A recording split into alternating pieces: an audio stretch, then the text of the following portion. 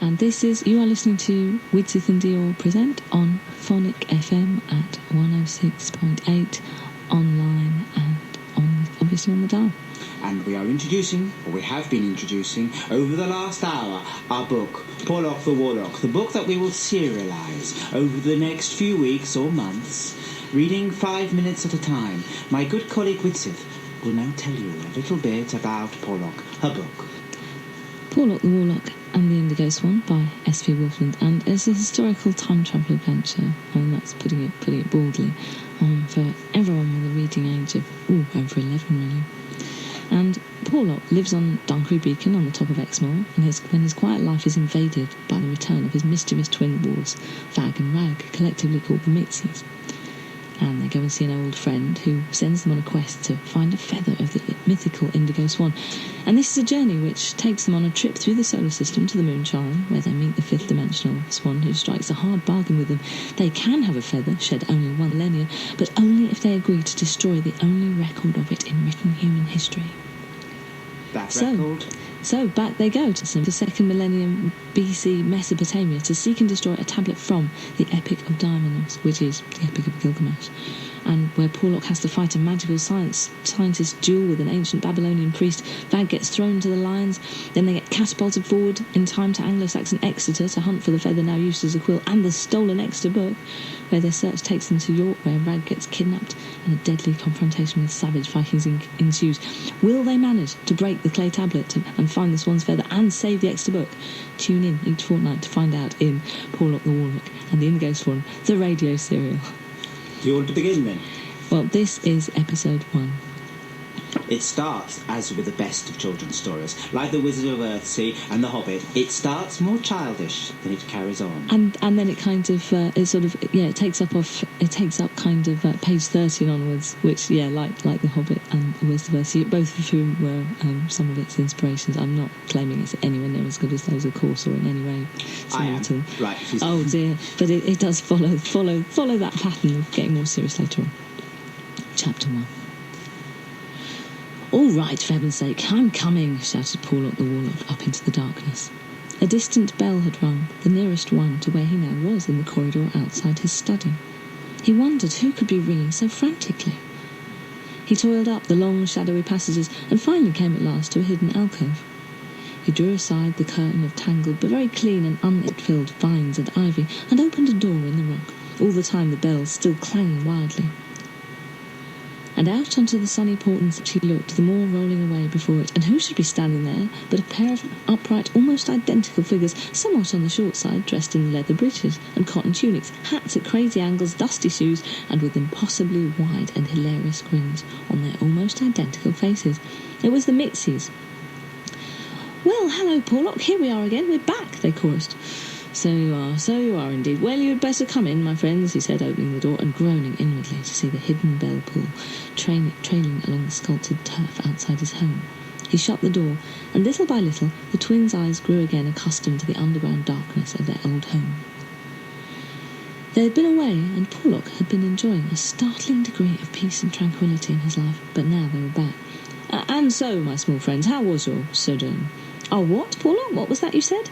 Again Poorlock groaned inwardly. "Your journey, your holiday, your time away," he rephrased the question.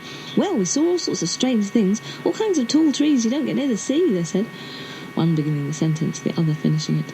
For Poorlock was near the sea, on a fine day from outside, on the top of the roof of his house, where he lived inside a hill, hence the darkness indoors. One could see the great ocean stretching out away beyond the distant cliffs in the peninsula. He had rather a mild viewpoint on a clear day. They talked on and caught up news, though as ever the Mitzies, a name variously ascribed to being from pint-size because of their height, Midland because of their jack-in-the-box antics, mischief at which they were especially good, and in general the need for a collective title as they did everything together. Finally, Poorlock had one time, in the excess of his exasperation, claimed to have looked up the word in his big dictionary and found it to mean small, silly creatures which need humouring. But no one knew whether this was truly the case, as no one but Poorlock was allowed near his big and daunting dictionary. Yes, as ever, the Mitzies were more interested to divulge information than to hear it, but they listened politely when Poorlock told them of how the herb garden or the laboratory were getting on.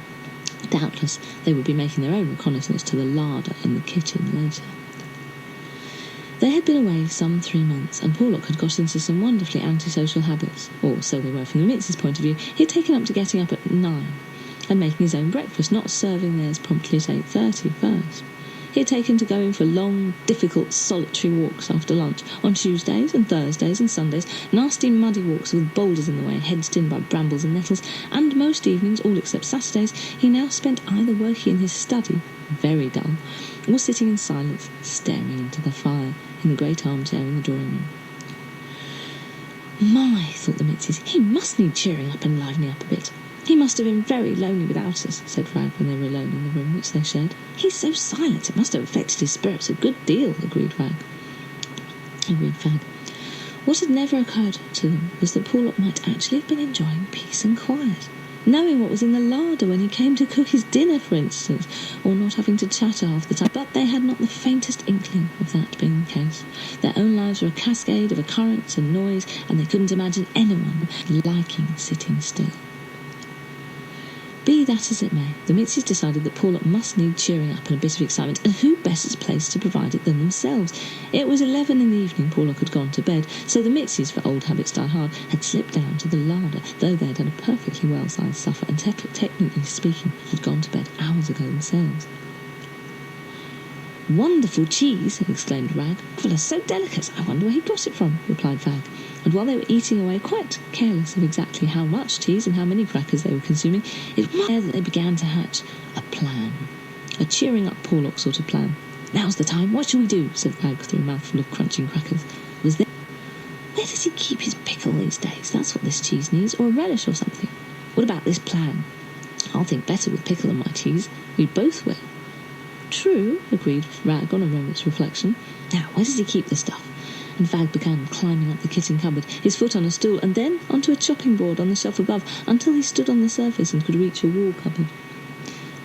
"No, this isn't right," he said, as a jar of flour fell over and poured its contents onto the cupboard floor, then below to the shelf and the chopping board and the jars of dried herbs, and finally onto the floor and the stool.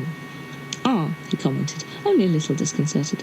"Ooh, don't like the look of the flour everywhere," Rag remarked. It was in a detached voice. Then Fag tried the other door. "Here it is, the best collection he's ever had. Oh, really? Let's try some." And down and past the tomato relish, the onion pickle. As a rule, the Mitzies didn't like fennel, but this claimed to be sweet, and tiny pickled cucumbers, all sorts of things they hadn't had for ages or even tried at all. Little jars and pots of things were to the Mitzies like sweets or chocolate were to others. They couldn't resist opening them and dipping their fingers in, getting themselves and everything around them sticky. The sticky fingers made little sticky streaks on the flour-covered surfaces. Fag had tilted the flour jar the right way up again, but clearing up spillage had never been a strong point with the twins. "Now we can think properly. Yes, now we can." Poorlock, sleeping contentedly in his enormous drapery-covered bed in his large bedroom, of course, knew nothing of all this. He was dreaming of long, beautiful rambles on the moor, sweet-smelling heathery dreams, only troubled once, when he looked up at the sky and saw a strange cloud which resolved itself into 2 huge and disconcerting grins on faces which he knew very well, only too well. That was the first episode of Poorlock the Warlock and the Indigo Swan by my good colleague S.V. Wolfland. And to find out what happens when he finds the mess in the kitchen, you'll have to tune in where it leads, to the next show. Which is in a fortnight's time. Well, my final topical quick ingredient tip is, at the moment, the best tomatoes are Devon brandy. They're the very large yellow tomatoes. If you ever want to make yourself a puree, or actually just any pasta sauce, go to the farmer's market and ask for Devon brandy wine. They are absolutely stunning. Your only problem is getting them home, because they have a very thin skin, and they have a habit of dissolving in your cooking basket. But apart from that...